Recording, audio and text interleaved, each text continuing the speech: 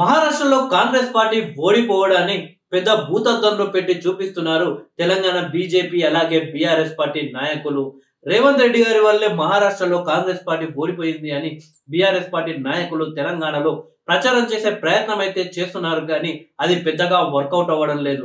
ఎందుకంటే తెలంగాణను పరిపాలిస్తున్న రేవంత్ రెడ్డి గారికి మహారాష్ట్రకు సంబంధమే లేదు. పోనీ ఆంధ్రప్రదేశ్ ఎన్నికల్లోనైనా రేవంత్ రెడ్డి గారు వెళ్లి ప్రచారం చేస్తే అక్కడ కాంగ్రెస్ పార్టీ ఓడిపోయింది అంటే ఒకవేళ అర్థం ఉంటుందేమో, కానీ అలాంటి ఎలాంటి సంబంధం లేని రేవంత్ రెడ్డి గారికి అలాగే మహారాష్ట్రకు లింకు పెట్టి రేవంత్ రెడ్డి గారి వల్లే అక్కడ కాంగ్రెస్ ఓడిపోయింది అని ప్రచారం చేస్తున్నారు. రేవంత్ రెడ్డి గారు ప్రచారం చేసిన ఏ నియోజకవర్గం కూడా కాంగ్రెస్ పార్టీ గెలవలేదు అని చెప్పేసి సోషల్ మీడియాలో బీఆర్ఎస్ పార్టీ నాయకులు అయితే ప్రచారం చేస్తున్నారు. కానీ అది కాస్త తిరిగి బీఆర్ఎస్ పార్టీకి ఎఫెక్ట్ అవుతుందని బీఆర్ఎస్ పార్టీ నాయకులు గ్రహించకపోవడం అందరినీ ఆశ్చర్యం అయితే కలిగిస్తుంది. ఎందుకంటే ఎలాంటి సంబంధం లేని మహారాష్ట్రలో రేవంత్ రెడ్డి గారు ప్రచారం చేసినందుకే అక్కడ కాంగ్రెస్ పార్టీ ఓడిపోయింది అని చెప్తున్న బీఆర్ఎస్ పార్టీ నాయకులు తెలంగాణను 10 సంవత్సరాలు పరిపాలించిన కేసీఆర్ గారు లోక్సభ ఎన్నికల్లో బీఆర్ఎస్ పార్టీని గెలిపించాలి అని పార్లమెంట్ స్థానాల్లో ప్రచారం చేయడం జరిగింది.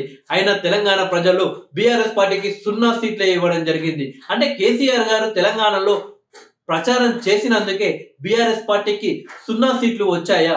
కేసీఆర్ ఒకవేళ ప్రచారం చేయకపోతే బీఆర్ఎస్ పార్టీ 1 సీట్ అన్న గెలిచే అవకాశం ఉందా? అంటే కేసీఆర్ వల్లే బీఆర్ఎస్ పార్టీ 0 డిజిట్కి పరిమితమైందా అని సోషల్ మీడియాలో నెటిజన్లు అయితే బీఆర్ఎస్ పార్టీ నాయకులను అయితే ప్రశ్నిస్తున్నారు. ఇలా మొత్తానికి మహారాష్ట్ర ఎన్నికలకు రేవంత్ రెడ్డి గారిని లింకు పెట్టి ఏదైతే ఆయన మీద బురద జల్లే ప్రయత్నం చేద్దాం అనుకున్నారో అది కాస్త బీఆర్ఎస్ పార్టీకి ఎఫెక్ట్ అయింది. ఇదొకటే కాకుండా దేశంలో కాంగ్రెస్ పార్టీకి అన్ని ఎదురు దెబ్బలే తగులుతున్నాయి. అసలు కాంగ్రెస్ పార్టీ గెలుస్తుందా ఈ రాష్ట్రంలో అని అందరూ అనుకున్న సందర్భంలో తెలంగాణ గడ్డపై కాంగ్రెస్ పార్టీ జెండా ఎగురవేస్తాను, కేసీఆర్ గద్దె దించుతాను అని చెప్పి మరి కొట్టిన వ్యక్తి రేవంత్ రెడ్డి. ఇతర రాష్ట్రాల్లో కాంగ్రెస్ పార్టీ ఓడిపోతుంటే ఎన్నో సంవత్సరాలు పరిపాలించిన రాష్ట్రాల్లో కూడా కాంగ్రెస్ పార్టీ ప్రభుత్వాన్ని కోల్పోతుంటే తెలంగాణలో మాత్రం అది కూడా కేసీఆర్ ని గద్దె దించి కేసీఆర్ ని రాజకీయాలకు దూరంగా చేసిన వ్యక్తి రేవంత్ రెడ్డి. ఈ రకంగా కాంగ్రెస్ పార్టీలో అత్యంత కీలక నాయకుడిగా రేవంత్ రెడ్డి గారు ఎదిగిపోయారు. ఇతర రాష్ట్రాల్లో కాంగ్రెస్ పార్టీ ఓడిపోతుంటే తెలంగాణలో మాత్రం కాంగ్రెస్ పార్టీ గెలిచింది. లోక్సభ ఎన్నికల్లో బీఆర్ఎస్ పార్టీకి 0 సీట్లు వచ్చేలా చేసింది. దీంతో రేవంత్ రెడ్డి గారి యొక్క స్థాయి కాంగ్రెస్ పార్టీలో పెరిగిపోయింది. మహారాష్ట్రలో ఓడిపోవడంతో ఇప్పుడు సీఎం రేవంత్ రెడ్డి గారు కాంగ్రెస్ పార్టీలో మరింత కీలకమైపోయారు. తెలంగాణ కాంగ్రెస్ పార్టీకి మరింత కీలకమైపోయింది.